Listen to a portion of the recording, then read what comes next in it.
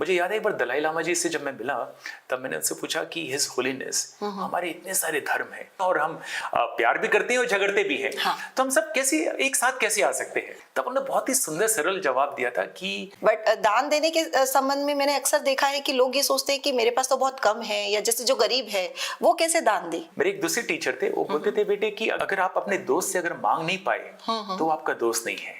ऐसा क्यों होता है कि हम जब जरूरत होती है तब भी इतने अपने आप को मोटिवेटेड नहीं रख पाते, जबकि हम सबको पता है कि देना बहुत बड़ा सुख है और देना ही चाहिए। मैंने एक बहुत सुंदर कहानी सुनी थी, तो एक कृष्ण और अर्जुन की कहानी। तो अर्जुन कहते हैं भगवान कृष्ण से कि कृष्ण, हे माधव, आप सब कर्ण की इतनी बड़ाई करते हैं कि कर्ण तो इतना बड़ा दानवीर है, मैं भी तो देता हूँ, मैंने भी आज तक किसी गरीब को मना नहीं किया है, तो मेरी इतनी जय जयकार क्यों नहीं होती जितनी कर्ण की होती है। अच्छा मधुसूदन भैया, मुझे एक चीज और जाननी है, क्या पेरेंट्स अपने बच्चों में बचपन से देने का कोई भाव पैदा कर सकते हैं? तो ये जो अच्छा और जो बुरा है ना, ये हमारे भारतीय संस्कार में बहुत ज्यादा है कि ये अच्छा है, ये बुरा है, जबकि वेदांत में ऐसा नहीं होता था। हेलो फ्रेंड्स, मैं हूं मनीषा अग्रवाल और आप देख रहे हैं joyful life by Manisha Agarwal. मैं आज बहुत एक्साइटेड हूं क्योंकि हमारे साथ हैं मधुसूदन जी, जो कि स्टोरी टेलर हैं, पिलग्रिम हैं और धार्मिक यात्राएं इन्होंने की है, स्पिरिचुअल लाइफ की जर्नी में बहुत ही सक्सेसफुल रहे हैं, बहुत नॉलेज रखते हैं और फिल्म मेकर भी हैं, और न जाने बहुत सारी खूबियां मधुसूदन जी में हैं, और आज हम सब इनके विचार सुनने वाले हैं। तो आइए शुरू करते हैं। सर, आपका बहुत बहुत स्वागत है मेरे इस पॉडकास्ट में। Thank you Manisha ji. ये मेरे लिए सौभाग्य है कि जब भी हमें शेयर करने का मौका मिलता है तो हम शायद अपनी बात हम दूसरे से शेयर करते हैं और हम अपनी बात खुद को भी सुनाते हैं। तो इसलिए थैंक यू सुनने के लिए और to allow me to share my stories. Friends, आज का जो हमारा टॉपिक है वो है खुशियों का फॉर्मूला, देने का सुख। तो सबसे पहले मैं यही जानना चाहूंगी मधुसूदन जी की हमें देने से क्या सुख मिलता है, या देना क्यों जरूरी है? जॉय ऑफ गिविंग क्या है? इसके लिए मैं आपको एक कहानी सुनाता हूँ। Yes. ठीक है। इसके पहले मेरे टीचर हैं और टीचर बहुत प्यार से कहते थे कि बेटा, जो देता है वो देवता है, अच्छा। और जो रखता है वो राक्षस है। अरे बाप रे। एंड बड़ा सुंदर उन बोलते थे कि जो देता है ना, जो देने का जो भाव है, वो to give is to live, देना बहुत सहज है। इसके लिए मेरे दादाजी की कहानी याद आती है। जब मैं बहुत छोटा सा था और मैं बहुत कम उम्र में बोर्डिंग स्कूल चला गया था, 4.5 साल की उम्र में, एंड राजमा कॉलेज यहाँ रायपुर में ही। और जब मैं छुट्टियों में घर आता था अपने बाबूजी के साथ, उनके दुकान में वहाँ पर बैठता था। और गांव में ऐसा था कि कोई भी अगर फकीर आता है या साधु आता है या कोई भी इंसान अगर बाहर से आता है, यात्री आता है, और उसको कुछ अगर पैसे चाहिए या अगर उसको यात्रा के लिए कुछ सहयोग चाहिए, तो गांव वाले बोलते थे भाई इनके यहाँ चले जाइए, बड़े सरल आदमी है, कुछ ना कुछ दे देंगे। तो वो हमारे घर आ जाते थे, और वो हमारे घर आते थे तो बाबूजी बिना पूछे जैसे जो जितना हो सके थोड़ा सा उनको सहयोग करते थे। अब कई बार ऐसा होता था कि वो कुछ लोग, कुछ साधु वहां पर थे, साधु कह लीजिए या यात्री थे, वहीं बैठ के तो चिलम पीते थे।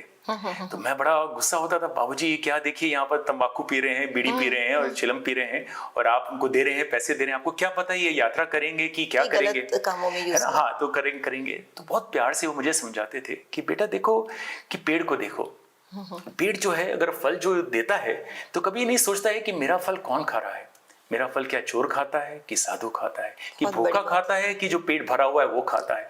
वो उसका काम है देना। अगर वो सोचने लग जाए कि भाई मैं तो सबसे भूखे इंसान को दूंगा, या सबसे गरीब इंसान को दूंगा, या सबसे जो डिजर्विंग है, जो सबसे जो लायक है उसी को दूंगा, नहीं तो मैं रखा रहूंगा उसके पास, तो क्या होगा? बड़ी इंटरेस्टिंग बात बोला, क्या होगा? एक समय शायद ऐसा आएगा कि पेड़ अपने वजन से ही नीचे गिर जाएगा। एंड उस समय बात समझ नहीं आती थी। अगर आप अभी भी देखें तो बड़ी काल्पनिक लगती है, लेकिन अगर आप केले के पेड़ को देखोगे, केले के पौधे को, केले का पौधा बड़ा हैवी होता है, अगर उसको आप समय पे नहीं काटोगे तो पूरा पौधा को गिरा देता है, गिर जाएगा। तो ये बड़ी बहुत गहरी बात उन्होंने उस समय कही थी मुझे कि बेटा कि हमारा काम है देना। हाँ। बिना आंकलन किए। बोले हम कौन होते हैं आंकलन करने वाले? ये बहुत बड़ा सौभाग्य है कि तुमसे कोई ले रहा है, तुम जो दे रहा है वो बहुत बहुत मतलब ये बहुत बड़ी बात है कि कोई तुमसे ले रहा है, तुम इस इतने बड़े तुम लायक बने कि तुम किसी के साथ कुछ दे पाए। मैंने भी सुना है कि जो भी चीजें हमें भगवान ने दी है तो या तो हम उसे भोग कर लें या दान कर लें, नहीं तो नष्ट हो जाएगी। जी। मतलब हम जब चले जाएंगे तो वो नष्ट हो जाने वाली है। तो भोग तो मैं सोचती हूँ कि कम रखना चाहिए अपनी आवश्यकताओं को, ऐसा मैंने सुना है। बट दान देने के संबंध में मैंने अक्सर देखा है कि लोग ये सोचते हैं कि मेरे पास तो बहुत कम है, या जैसे जो गरीब है वो कैसे दान दे। मतलब ये गीता का एक बहुत सुंदर श्लोक है कि तेन भुंजीता, अच्छा। कि उसका है कि आप त्याग करके भोगो। किसी भी चीज का अगर आप त्याग करके भोगना, उसका वो है कि एक होता है भोग कि मैं ये भी भोग लूं वो भी भोग लूं, तो वो तो अनंत है इच्छाएं, तो वो अच्छा। कभी खत्म नहीं होगी। आप एक को खत्म करेंगे, गौतम बुद्ध कहते थे कि एक डिजायर को आप कंप्लीट करोगे तो 100 और डिजायर्स आएंगे। तो अच्छा। अब 100 डिजायर्स को कंप्लीट करो कि उससे अच्छा एक जो डिजायर है कि डिजायर करने वाला, उसको आप ओवरकम कर लो। जैन धर्म में मैंने सुना है कि शायद वो जब कपड़े डालते हैं तो कुछ कपड़ों को रिजेक्ट करते हैं, फिर ही वो डाल सकते हैं, कुछ उनकी अलग काउंटिंग अलग होती है। अलग अलग देखिए, हर धर्म में अलग अलग रिचुअल्स हैं एंड उसकी अपनी एक प्राथमिकता है, उसका अपना एक ब्यूटी है। तो उसमें मैं ज्यादा नहीं जाऊंगा, लेकिन जो पहला जो सवाल था आपका कि जो गरीब है वो क्या दे, हाँ, तो मुझे लगता है कि गरीबी भी कई प्रकार की होती है। अच्छा। एक होती है भौतिक गरीबी और दूसरा होता है आध्यात्मिक गरीबी। कई अच्छा। बार आपके पास बहुत कुछ होगा लेकिन आप बहुत अभाव फील करेंगे। सब कुछ होने के बाद भी ऐसा लगेगा कि यार कुछ भी नहीं है मेरे पास, और आप वो देने का जो आप संकुचित हो जाते हैं कि आप दे नहीं पाते हैं, क्योंकि वो आध्यात्मिक गरीबी से आती है। क्योंकि वो उतना उससे फर्क नहीं पड़ता है आपके पास कितना है, तो वो उससे फर्क पड़ता है। और कई बार सिर्फ भौतिक संपत्ति देना ही देना नहीं है, सबसे वो तो बहुत सरल है। जो पैसा देना तो बहुत ही सरल है, जो सबसे मुश्किल है वो है अपने आप को देना, अपना समय देना, अपना अपना प्रेजेंस, जो आपका जो है। जब किसी से आप मिलते हैं, बाहर सड़क में मिलते हैं, तो एक बार मुस्कुरा के जब आप मिलते हैं, या फिर कोई गार्ड है या फिर कोई जो आपके घर में काम करने वाला है, उनके साथ जब हम प्यार से बात करते हैं, वो बहुत बड़ा देना होता है, क्योंकि आप जो दे रहे हैं वो एक सुकून दे रहे हैं। तो वो जो खुशी मिलती है अंदर में कि भाई किसी ने मुझे देखा। आजकल हम क्या हो रहा है, इनविजिबल हो जा रहा है। जैसे जैसे टेक्नोलॉजी बढ़ रही है, लोग घर पे रह के इनविजिबल हो जाते हैं एक दूसरे के साथ में। तो हर कोई अपने फोन में है या टीवी में है या उसमें है। तो जो हम जब देते हैं, अपना अपना समय देते हैं, अपनी स्माइल देते हैं, अपनी कहानियां देते हैं, और तो वो बहुत बड़ा देना होता है। और उसके बाद जो भौतिक है वो तो देना ही चाहिए, क्योंकि वो नहीं देंगे तो आपको उसका फील नहीं होगा। जो जॉय है, जो जॉय ऑफ गिविंग है, वो गिविंग इज लिविंग। जितना आप देंगे उतनी आपको और स्फूर्ति आती है। अच्छा, आपने जैसे बताया कि लेने वाला राक्षस होता है, तो क्या हम कभी नहीं ले, या कुछ सिचुएशन ऐसी होती है? नहीं, आई थिंक वो एक्सट्रीम भी बोल दिया मैंने कि लेना, जो रखने वाला राक्षस है वो एक कहावत है, तो उसको लिटरली बिल्कुल लेना चाहिए। मुझे लगता है कि लेना भी चाहिए। मेरे एक दूसरे टीचर थे, वो बोलते थे बेटे कि अगर आप अपने दोस्त से अगर मांग नहीं पाए तो आपका दोस्त नहीं है। तो अच्छा। अगर हाँ, क्योंकि दोस्त तो वही है ना जिसके मैं दिल खोल के मांग सकूं। अरे यार मेरे को भूख लगी, आज पैसे नहीं खिलाएगा तो मेरे को। तो वो जब हम मांगना होता है तो आज हम मांग नहीं पाते हैं, बड़ा संकुचित करते हैं। हाँ। पहले क्या होता था कि अगर मेरे पास 2 शर्ट है या एक पुराना हो गया है लेकिन नया है, भाई तू पहनेगा। आज आप बोल नहीं सकते, नहीं बोल पाते हैं। आप मांग भी नहीं पाएंगे कि अरे यार तेरे छोटे बच्चे हैं तो जैसे मैं तो अब हम कोशिश करते हैं अपने घर में जितना हम रिसाइकल हो सके। मैं अपनी बहन को बोलता हूँ, अरे तेरे बच्चे हैं और छोटे हैं, मेरी बेटी तेरे से ज्यादा छोटी है, तेरे जो कपड़े इधर दे दे, क्यों इधर उधर फेंकेगी, है ना। तो हम जो मांगना जो है वो हमारे रिलेशनशिप बढ़ाता है, बिल्कुल कनेक्शन बढ़ाता है। आप मांगते किससे हैं? उसी से मांगते हैं जिसे आप अपना समझते हैं, जिसे आप थोड़ा सा कंफर्टेबल फील करते हैं। नहीं तो आप मांग भी नहीं पाएंगे। और मुझे लगता है आज के सिनारियों में हम तो मांगने में बहुत झिझकते हैं। बिल्कुल बहुत झिझकते हैं। यदि वो हमारे हस्बैंड हो, सास ससुर हो, इनफैक्ट बच्चे, जैसे अब मैं अपनी बात करूं तो मेरा बेटा भी अर्न करने लगा है, तो उससे भी मांगने में मुझे तो ऐसा लगता है कि क्या जरूरत है। तो आपका ये कहना है कि मांगना चाहिए? देखिए, कोई भी एक चीज को एक के साथ हम नहीं देख सकते। जैसे ये होता है देने का भाव, ठीक है, ये होता है लेने का भाव, ये होता है मैत्री का भाव। ओके। तो जो मैत्री का भाव है वो सबसे सरल है। तो उसमें क्यों कौन देता है कौन लेता है वो डिसॉल्व हो जाता है, ओके, है ना। तो जब हम मैत्री से हम लेते हैं तो फिर हम मैत्री से दीजिए, मैत्री से लीजिए, तो फिर वो देने वाला और लेने वाले के जो बीच की जो दूरियां हैं वो कम हो जाती है। तो इसलिए भाव की कीमत है, आप किस भाव से मांग रहे हैं, किस भाव से दे रहे हैं। और ये जो मैत्री का अगर भाव है तो मुझे लगता है कि वो सबसे सुंदर भाव होता है। उसमें फिर वो ऊपर और नीचे नहीं होता है, उसमें फिर हम इक्वल होते हैं। तो किसी भी रिश्तों में मतलब वो मैत्री का भाव होना चाहिए, मैत्री का भाव होना चाहिए, ताकि हम उनको सहयोग भी उतना ही करें और उनसे ले भी सके। हाँ, सहयोग लेंगे तभी तो हम सहयोग देंगे, है ना। अगर आपकी किसी ने मदद की है, मेरे जीवन में मुझे बहुत लोगों ने मदद की है। मैंने कई यात्राएं की हैं जिसमें बिना पैसे की यात्राएं रही हैं। हाँ, मैं आपकी लाइफ जर्नी के बारे में भी जानना चाहूंगी, क्योंकि आपने काफी छोटी एज से पिलग्रिम्स सब किया है, यात्राएं स्टार्ट की है। तो मैं जानना चाहूंगी कि आप कहाँ गए, कैसा आपका अनुभव रहा, तो वो भी बताइए। बहुत मुश्किल होगा कम शब्दों में मैं 1-2 प्रकरण आपको साथ शेयर कर सकता हूँ। तो मैंने जैसे कहा कि बोर्डिंग स्कूल मैंने राजमा कॉलेज यहाँ से किया था। यहाँ से फिर फिर मैं चला गया था दिल्ली के बाद मैं अमेरिका चला गया था 4 साल के लिए, और अमेरिका से फिर मैं वापस इंडिया आया और 4 साल रहने के बाद। तो इंडिया जब वापस आया तब मोस्टली मेरी यात्राएं जो है बाह्य यात्रा और आंतरिक यात्रा दोनों ही एक प्रकार से वहां से चालू हुई मेरी। तो क्या कोई ऐसा इंसिडेंस था जिसने ट्रिगर किया, या आप बचपन से ही इसी नहीं, बचपन में मुझे याद है कि एक बार मैं घर से भाग गया था। अच्छा। हाँ, कि मुझे साधु बनना है। अच्छा। हाँ, फिर गया था थोड़ी दूर और फिर वापस आ गया था। लकीली अच्छा वो तो आप वापस आ बहुत गया। ज्यादा बुक्स रीडिंग करते थे, या क्या हाँ, वजह थी जो आप इस पथ पे आगे बढ़े? मुझे लगता है कि ये हमारा प्रारब्ध होता है। अच्छा। ये सोच के नहीं किया जाता है कि मुझे ऐसा करना है। तो मुझे लगता है कि ये पिछले जन्म के प्रारब्ध होते हैं। मुझे लगता है कि मेरे जीवन में मेरे दादाजी का बहुत रोल रहा है। दादाजी का संस्कार देने में, क्योंकि जब भी मैं आता था तो मुझसे कहानियां पूछते थे, मुझसे वो कहानियां सुनाते थे, और उनकी ये छोटी छोटी चीजें देखना, उनको एक्शन में देखना, तो मुझे लगता है कहीं ना कहीं वो अंकुरित हुई मेरे जीवन में।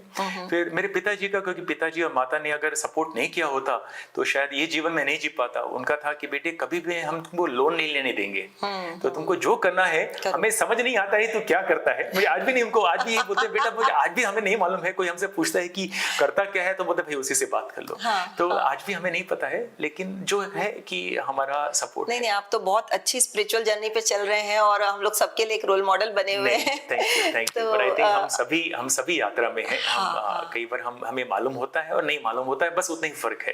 ये तो हम सभी उसी यात्रा में। तो आपकी इस जर्नी में जितनी यात्राएं आपने की, तो कहीं का कोई बहुत अच्छा एक्सपीरियंस याद हो आपको, या कुछ ऐसी चीजें याद है जो आपने सीखी? जी। तो वो आप शेयर कीजिएगा। Couple of them. एक, जब मैं शुरू में जब आया था अमेरिका से, तो अमेरिका से जब मैं वापस आया था तो मैं एक कैमरा लेकर, एक झोला लेकर पूरे इंडिया में घूम रहा था, बिना मोस्टली कम पैसे में, और अलग अलग जगह जाके लोगों से पूछता भाई कि पाप क्या है, पुण्य क्या है। अलग अलग धर्म गुरुओं से मिल रहा था। तो उसी सिलसिले में मैं दलाई लामा जी से भी मिला, अघोरी आश्रम में भी रहा वाराणसी में, शंकराचार्य जी से मिला यहाँ पर आपका साउथ इंडिया में। तो कई ऐसे लोगों से मिलना हुआ सहज ही। मुझे याद है एक बार दलाई लामा जी से जब मैं मिला तब मैंने उनसे पूछा कि हिज होलीनेस, हमारे इतने सारे धर्म हैं और हर धर्म में हमारी अपनी अपनी मान्यताएं भी हैं, और हम प्यार भी करते हैं और झगड़ते भी हैं। तो हम सब कैसे एक साथ कैसे आ सकते हैं? तब उन्होंने बहुत ही सुंदर सरल जवाब दिया था कि अगर हम सब एक साथ बैठकर खाना खाएं, अच्छा, तो हमारे सारे जो गांठें हैं वो खुल जाएगी।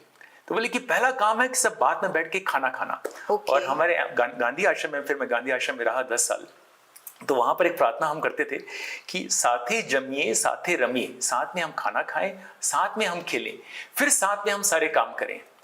तब हम जब ये काम करते हैं तब हमारे साथ में ईश्वर रहता है। तो ये दलाई लामा जी के साथ रहा, फिर अघोरी आश्रम में शंकराचार्य जी के साथ में श्री रविशंकर जी, मतलब सबसे काफी जैन मुनियों से भी, बुद्धिस्ट मंक से भी मिलना हुआ। और ये सब तो हुआ, उसमें छोटे छोटे कई इंटरव्यूज में ऐसे इंटरव्यूज लेता था सबका। अच्छा। हाँ। और उसके बाद फिर कुछ यात्राएं मैंने की बिना पैसे के।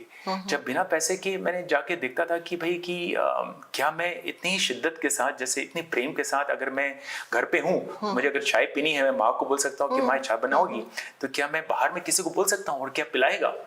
तो ये हम बड़ा सुंदर लगता है कि हम सब एक हैं, हम सब साथ में मिल सकते हैं, लेकिन इसको क्या एक्सपीरियंस करना। तो मैं और कुछ मेरे साथ 3-4 भाई बहन और थे, हमने सबने की यात्रा की, और उसमें जाके लोगों को बिना पैसे के और जाके बोलते थे भाई हम बिना कोई ऐसी माता जी की यात्रा में नहीं है, हम बस एक इसमें यात्रा में है और कुछ खिलाएंगे, कुछ पिलाएंगे। और उसमें हमने देखा कि लोगों ने बड़ा बहुत प्यार से, एक दिन भी हम भूखे नहीं रहे। अच्छा। और मतलब हम गरीब से गरीब घरों में रहे, गांव में घरों में रहे, वो ऊपर नीचे सोते थे, वो हमको ऊपर सुलाते थे, लेकिन कभी भी एक दिन भारतीय संस्कृति जो कहते हैं कि प्यार से ओत-प्रोत है, वो मतलब आपने महसूस किया कि है अभी भी। एब्सोल्युटली है। मुझे लगता है कि हम सबके हृदय में एक धड़कता दिल है जो प्यार, जिसको चाहिए प्यार, और प्यार देना भी चाहता है। ये फंडामेंटल है, ये बहुत कम लोग को मालूम है। हमको लगता है कि हमें सिर्फ प्यार चाहिए। लेकिन अगर आप देखोगे एक फंडामेंटल ह्यूमन नीड जो है वह है प्यार पाना और प्यार देना। प्यार देने का सुख और प्यार देने का सुख है, और वो हम सबकी बेसिक नीड है। वो ये हमारी बेसिक नीड है कि मैं कोई ले मुझसे, तो चाहे वो माँ के रूप में है या दोस्त के रूप में है या एंटरप्रेन्योर है, आप ये जो काम कर रहे हैं क्यों कर रहे हैं? ये आपको क्या जरूरत है? आप जो इंटरव्यू ले रहे हैं, लोगों को बुला रहे हैं, ये आपका एक्सप्रेशन ऑफ लव है। कि ये आपका एक गिफ्ट है कि मेरा गिफ्ट मैं लोगों के साथ बांटना चाहती हूँ। मैं अपना जो समय है वो लोगों के साथ बांटना चाहती हूँ, ताकि लोग, मेरा जो उत्साह है, जो मैं जो सीख रही हूँ, मैं दूसरों के साथ बांटूं, ताकि वो भी सीखे। तो ये प्रेमी तो है। तो सबसे ऊंची प्रेम सगाई। और मधुसूदन भैया, मैंने देखा है कि जैसे मैं अभी एक रोटरी क्लब को लीड कर रही हूँ एज ए प्रेसिडेंट, 150 लेडीज का क्लब है। तो मैंने देखा है कि जब देने की बारी आती है तो कहीं ना कहीं, यदि मैं खुद की भी बात करूँ तो हम रुक जाते हैं। मतलब ऐसा सोचते हैं कि अभी इतने खर्चे हैं, थोड़ा सा रुकते हैं, बाद में दे देंगे, या बहुत जगह हम अपने आप को रोक लेते हैं। इनफैक्ट जैसे हम लोग सोशल वर्क भी करते हैं तो वहाँ पर जैसे 150 लोगों के क्लब में 20 से 25 लोग आते हैं। जैसे आप बता रहे हैं कि मॉनिटरी देना तो एक अलग चीज है, आप अपना टाइम भी यदि देते हैं तो बहुत बड़ी बात है। तो वहाँ पे भी लोग टाइम निकाल कर आ नहीं पाते। ऐसा लगता है कि क्या हमारी नीड है, यदि कुछ वो दान करके आ रहे हैं तो कुछ लोग जाके दान करके आ जाएंगे। तो ऐसा क्यों होता है कि हम जब जरूरत होती है तब भी इतने अपने आप को मोटिवेटेड नहीं रख पाते, जबकि हम सबको पता है कि देना बहुत बड़ा सुख है और देना ही चाहिए। तो ऐसा क्यों होता है? मेरे जब मैं गांधी आश्रम में था, वहाँ पर जिनके साथ मैं काम करता था, उनकी संस्था में ना बहुत सुंदर एक लाइन लिखा था कि काम में भार नहीं रखना, भाव रखना। अच्छा, है ना? तो कई बार मुझे लगता है कि जो देना भी जो है सहज होना चाहिए।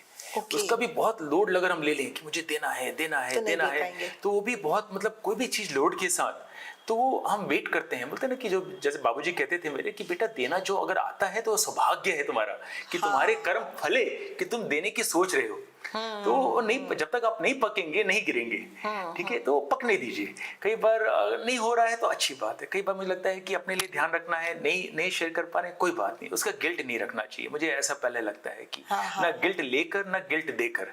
ये जो एक और हो गया है कि नहीं, हम लोगों को इंस्पायर करें कि उसको देना चाहिए या कुछ नहीं, ये स्वाभाविक प्रक्रिया है और अंदर से आनी चाहिए। हाँ, लेकिन ये है कि हमें अपना काम करना है और अपने काम से ही लोग ज्यादा इंस्पायर्ड होंगे। अगर इंस्पायर करनी है, पहली बात मुझे लगता है कि सहजता बहुत जरूरी है। सहजता से आती है समझ। जब हम सहज होते हैं तो फिर मुझे लगता है कि हाँ, मुझे क्या करना है, वो समझ दूसरों से नहीं आएगी। जो सही समझ जो आगे चलती है वो हमारे सहज स्वभाव से आएगी। जब मैं अपने ही स्वभाव में सहज होता हूँ तो उससे मेरी समझ आती है और समझता से फिर समर्पण आता है। अच्छा, हाँ, तो ये मेरा अनुभव रहा है कि अगर किसी ने मुझे और ज्ञान दिया कि तुम ये करो वो करो ये करो, तो वो दूसरी समझ दे रहा है, तो उससे फिर मेरी सहजता नहीं आएगी, क्योंकि मैं शायद रेडी नहीं हूँ। मुझे अभी लगता है नहीं मुझे सेव करना है, बच्चों के लिए रखना है, ये करना है। तो सहजता कब आएगी? मैंने देखा, अरे यार, जो भी मैं कर रहा हूँ उसका क्या अर्थ है, क्या इसके बाद भी सफरिंग है कि इसको और कोई मीनिंग है जीवन का? तो जब हम वो सहजता से जब आती है, जो समझ जब आती है, तब उसमें समर्पण बहुत ईजी होता है।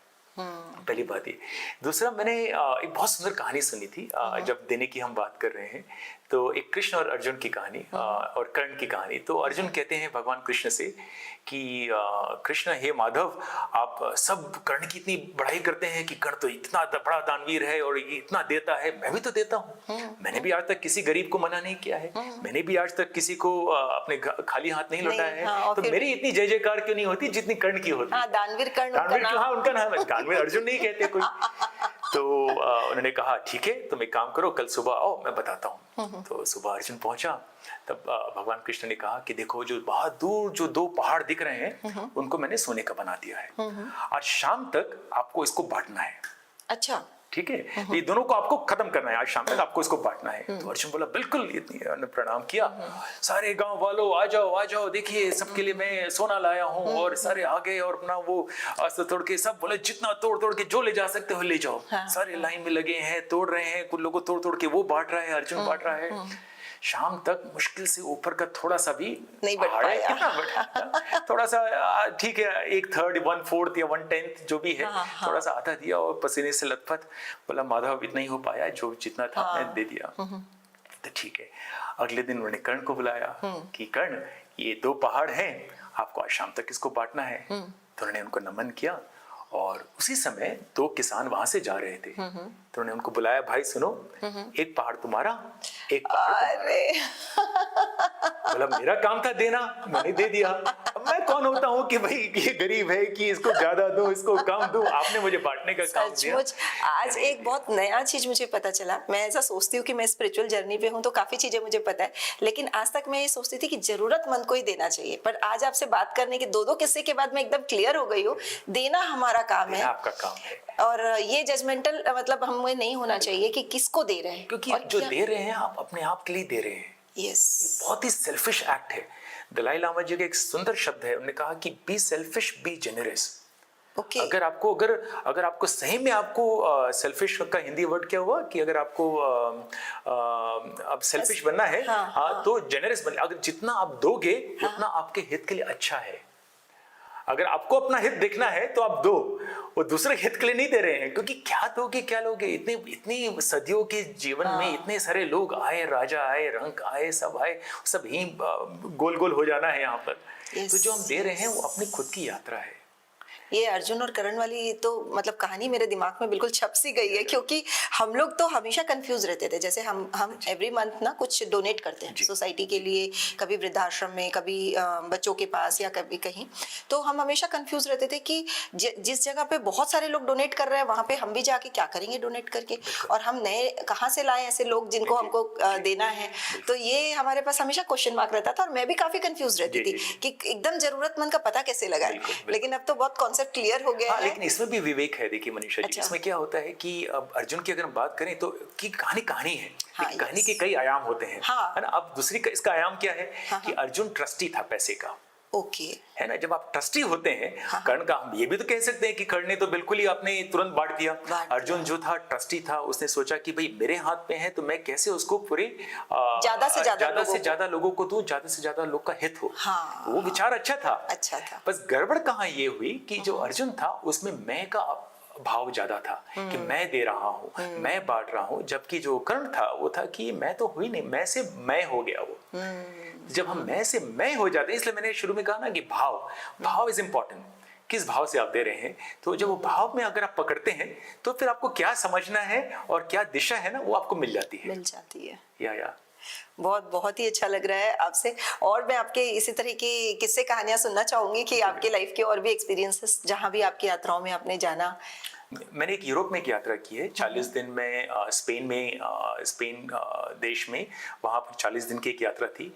और उसी दौरान मैं फ्रांस में भी था। फ्रांस में मैं एक रेफ्यूजीज के साथ में, जितने शरणार्थी जो होते हैं। ये शरणार्थी क्यों होते हैं, मतलब क्यों ये यात्रा करते हैं, या शरणार्थी क्यों? हाँ, ये शरणार्थी इसलिए भी थे क्योंकि इनका तो सब घर तबाह हो गया था। तो ये बहुत सारे अलग अलग देशों से, जहाँ पर कुछ झगड़े और लड़ाइयाँ हो रही हैं, तो उनको अपना घर छोड़कर जाना पड़ा।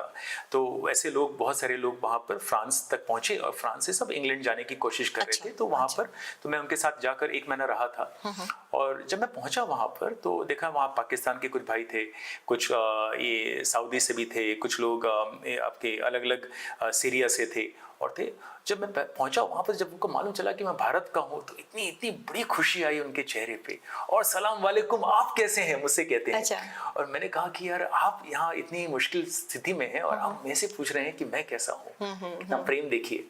और उसके बाद फिर हमने वहाँ पर साथ में मैं उनके कैंप में रहा, हमने साथ में देखा, और बहुत ही हर्ष था। तो मुझे कई बार लगता है कि जो हम सोचते हैं कि जब दुख होता है, जब हमारे पास सामान नहीं होता है तो दुख है, तो वो सामान नहीं होने का नहीं, जब रिश्ते नहीं होते ना, उससे बड़ा दुख कुछ नहीं है। रिश्ते बहुत इंपॉर्टेंट है। एंड आई थिंक ये इतने इंपॉर्टेंट होने के बावजूद तो हमारे जॉइंट फैमिली सब न्यूक्लियर फैमिलीज में स्विच करते जा रहे हैं। एक समय का वो भी है। एंड आई थिंक वो भी एक जोरी है। समय के साथ में अगर हम नहीं चले तो उसकी हर चीज के कई आयाम होते हैं। तो इसलिए सीधा ये कहना कि न्यूक्लियर फैमिली खराब है या जॉइंट फैमिली अच्छी है, समय के साथ सब बदलता है। अगर हमें बस एक ही चीज जो नहीं बदलता है वही है कि सिर्फ प्यार करना और प्यार देना, प्यार पाना और प्यार देना।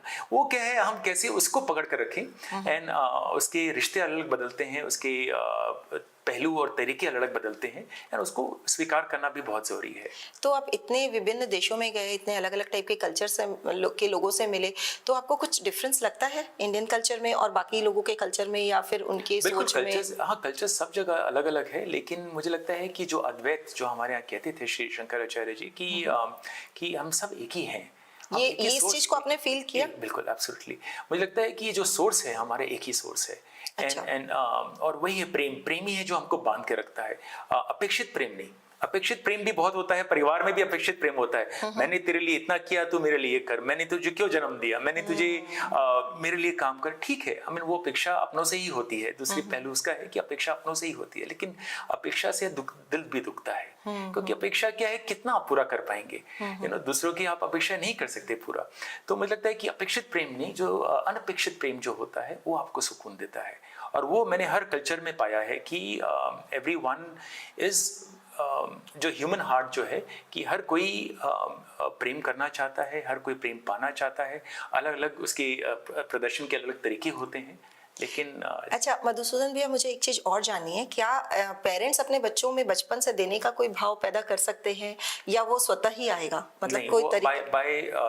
बच्चे वही सीखते हैं जो देखते हैं। अच्छा। तो हम उनको ये कर बोलने के बजाय तुम ये करो, जब मैं करता हूँ तो वो मुझसे सीखते हैं। तो आई थिंक जो अगर एक तो पहली बात है कि ये सोचना कि ये इसमें स्वभाव आए, वो भी एक बहुत ही अननेचुरल है। हाँ, कि यार ये ऐसा बने। अच्छा। वो एक सोल है। खलील गिब्रान कहते हैं कि वो आपके थ्रू आया है, आपके लिए नहीं आया है। ओके। या ये जो आपका बच्चा है वो सिर्फ आप एक माध्यम है, वो आपके माध्यम से आया है वो, ठीक है, लेकिन वो आपके बाद का जनरेशन है। और हम कितने अटैच हो जाते हैं, ये मेरा है, विचार से कि ये मेरा बच्चा ऐसा करे, जो मैं कि आप अपनी सही गलत की अपनी धारणाएं और उसी धारणाएं के अनुपात अपने बच्चों को आप ढालना। लेकिन वो तो एक अलग चैतन्य है, वो तो एक अलग सोल है जो आपके 50 साल के बाद आया है, 40 साल के बाद आया है, तो एक अलग इवॉल्व है। अब उससे आप अपेक्षित करिए तो बैक में जा, जो मैंने सीखा है वो सीख। उसको जीवन कुछ और सिखाने की कोशिश कर रही है और आप उसको कुछ और सिखाने की कोशिश कर रहे हैं जो आपके पुराने अनुभव है। तो मतलब पेरेंट्स को आप ये बोलना चाहेंगे कि बच्चों को फ्री फ्लो छोड़ दें उनकी जर्नी? दोनों जरूरी है। एक होता है कि अपने विवेक के थ्रू आपको काम करना है, क्योंकि बच्चों के साथ हमें मुझे लगता है कि प्रोटेक्ट करना भी बहुत जरूरी है। तो आपको करना है भाई, बस वही है ना कि आप प्यार करिए लेकिन अनपेक्षित। आप बताइए, लेकिन अगर नहीं मानते तो बुरा मत मानिए। आपका काम है इसको एक दिशा देना। अब वो दिशा पे नहीं चलता है तो वो आपकी जिम्मेदारी नहीं है, वो उसका अपना भाग्य है, उसका अपना एक पथ है, उसको उसमें जाने दीजिए। एंड मुझे सौभाग्य है कि मुझे मिला, मेरे पिताजी ने और माता ने मुझे वो सौभाग्य दिया कि भले नहीं समझे, लेकिन अगर नहीं कर पाते तो शायद आज मैं नहीं कर पाता ये।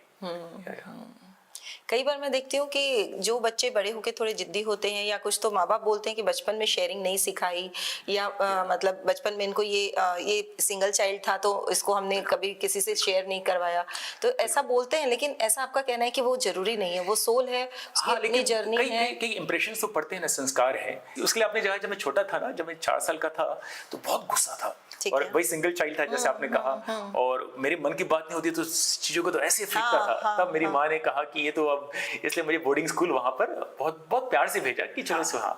तो उसका फर्क पड़ा। देखिए आज मैं बोर्डिंग स्कूल गया तो मुझे लगता है एक नया मैंने वहाँ सीखा। तो उससे तो है, माँ बाप जो करते हैं और कोशिश करते हैं। शेयरिंग की भी जो बात है, बिल्कुल वो हमें अपना काम करना है। तो मेरी बेटी भी है, मैं बहुत कोशिश करता हूँ कि शेयर करे, कुछ दे, लेकिन बोलते नहीं देना है। अब उसमें कई बार गुस्सा आता है कि यार, तो फिर लगता है कि नहीं, गुस्से से नहीं चलेगा। तो हम शेयर करते रहें। और उसके बाद सहज तरीके से जब फल पकेगा तो तब करेगा, नहीं करेगी तो ठीक है। खलील गिब्रान का ये भी शब्द था कि अगर आप नहीं देते हैं तो आप बुरे व्यक्ति नहीं है। अच्छा। हाँ, तो ये जो अच्छा और जो बुरा है ना, ये हमारे भारतीय संस्कार में बहुत ज्यादा है कि ये अच्छा है, ये बुरा है, जबकि वेदांत में ऐसा नहीं होता था। कोई अच्छा बुरा नहीं होता था, खाली कॉज और उसके कॉन्सिक्वेंसेस होते हैं। अगर आपने किसी को हर्ट किया तो आप दुख पाएंगे। वो इस अच्छा जन्म में या अगले जन्म में? इस जन्म में तो होता ही है, पक्की बात है। और अगले जन्म का तो मैंने देखा नहीं है, मैंने हुआ नहीं है, लेकिन मेरा मानना है कि अगले जन्म में भी होता है, क्योंकि कुछ इस जन्म के जो हमारे संस्कार हैं, कुछ पिछले जन्म के भी आते हैं। मतलब इस जन्म में जो हम अच्छा करेंगे वो इसी जन्म में हम भोगेंगे, और जो बुरा करेंगे वो भी इसी जन्म में। हाँ, मुझे तो ऐसा लगता है कि जो कर्म है, कर्म का जो बंधन है, उससे हम नहीं जा सकते, बचकर नहीं छूट सकते हैं। और वो तुरंत भी मिलता है ना, दूर तक क्यों जाए। जब आप देखिए ना, किसी पर गुस्सा करते हैं तो तुरंत हमारा हृदय जलता है ना, तुरंत जलता है। तो हम दूसरे को तो छोड़ें, लेकिन हम अपने को ही देख लीजिए। अगर जैसे हम गुस्सा करते हैं, या फिर मुझे तो बहुत गुस्सा आता है, अभी भी आता है, तो जब भी आता है तो अब देखते हैं कि अरे अंदर की स्थिति कैसी है।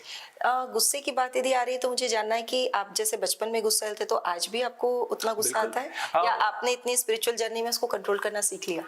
अब मुझे ये कहना कि स्पिरिचुअल जर्नी में गुस्सा नहीं आएगा, वो भी फेयर नहीं है। अच्छा। कि स्पिरिचुअल मतलब क्या, पहली बात, स्पिरिचुअल मतलब जो अपने स्पिरिट के साथ जो कनेक्टेड है, वो स्पिरिचुअल है। है ना? तो ये है। अब उसमें जो गुस्सा जो है वो आपका एक मानवीय स्थिति है, जो कई बार आ सकता है नहीं, और कई रीजन से, कई चीजों से होता है। आपके हार्मोन्स की वजह से होता है, आपके शरीर, आपके खाने पीने से होता है, आपके आसपास की स्थिति को अगर आप एक्सेप्ट नहीं कर रहे हैं तो उससे होता है। तो उससे, और स्पिरिचुअलिटी का गुस्सा आने के बाद आप क्या करते हैं। Okay. गुस्सा आना इज वेरी स्वाभाविक, गुस्से आने के बाद आप उसको कैसे Express करते कर हैं रहे हैं, वो हाँ। उसमें आई थिंक आपके स्पिरिचुअल जर्नी वो करती है, आपको Matter करती है। वो मैं कहूँगा उसमें मैं बहुत पीछे हूँ अभी अच्छा। भी। मैं उसमें सही निर्णय कई बार नहीं ले पाता हूँ एंड अपने आप को भी हर्ट करता हूँ, दूसरों को भी हर्ट करता हूँ बस। लेकिन उसमें कि आप और सूक्ष्म होते जाते हैं। तो जैसे विनोबा जी कहते थे कि अगर आपने कोई छोटा सा कंकड़ जो है अगर आपने खा लिया तो आपके पेट में उतना पता नहीं चलेगा, ठीक है। ठीक है। लेकिन अगर आपका फेदर भी, अगर पंख भी आपके आंख में आ गया तो आपको बहुत तिलमिला देगा। तो स्पिरिचुअल जर्नी वही है कि जब आपकी छोटी छोटी चीजें भी आपको तिलमिला देती है। अच्छा। हाँ, तो कई बार क्या होता है कि आपको छोटी छोटी बुराइयां भी अगर होती है ना तो बहुत जल्दी आप अरे ये कैसे आया करके, तो वो आपको धीरे धीरे अवेयर बनाती है कि देन उसको आप तुरंत वापस आपको पाथ में आने में मदद करती है। चलिए, बहुत अच्छा लग रहा है मुझे आपसे बातचीत करके, पर हम लोग सम अप करते हैं। बिल्कुल। हमारे ये जो देने की खुशी है इससे रिलेटेड आप अपनी कोई एक और स्टोरी यदि शेयर करें या फिर ऐसा कोई हमारे ऑडियंस को कोई मैसेज देना चाहें जिसमें ऑडियंस को ये लगे कि हाँ अब हमें इस जर्नी को सहजता से स्वीकार करना चाहिए और देने की एक बहुत सुंदर मेरे टीचर ने कहा था कि late it go let it flow.